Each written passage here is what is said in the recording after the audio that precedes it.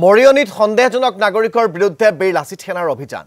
মৰিয়নিৰ বিভিন্ন স্থানত সন্দেহজনক লোকৰ দপদপনি। মৰিয়নিৰ বিভিন্ন অঞ্চলত ভাড়াতীয়া হিচাপে আশ্ৰয় গ্ৰহণ কৰিছে একাংশই। ৰেলযোগে বিভিন্ন স্থানৰ পৰা এইসকল লোকে থিতাপি লৈছেহি মৰিয়নি আদিকে ধৰি ৰাজ্যৰ বিভিন্ন স্থানত। বীৰ লাচিত সেনাৰ মৰিয়নি আঞ্চলিক সমিতিয়ে এইসকলৰ বিৰুদ্ধে অৱশেষত চলালে অভিযান। শীঘ্ৰে এই সন্দেহজনক লোকসকলক নথিপত্ৰ প্ৰশাসনক জমা দিয়াৰ আহ্বান বীৰ লাচিত সেনাৰ।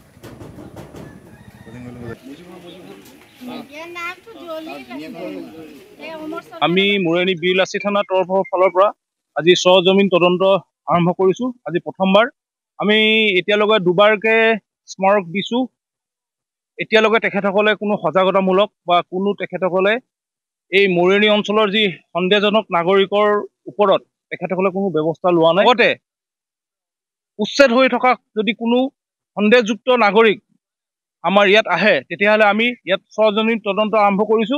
আমি তেখেতসকলক অনুৰোধ জনাইছো আৰু সকীয়াই দিছো যাতে আমাৰ মৰিয়নি অঞ্চলে তেখেতসকলে নাহে।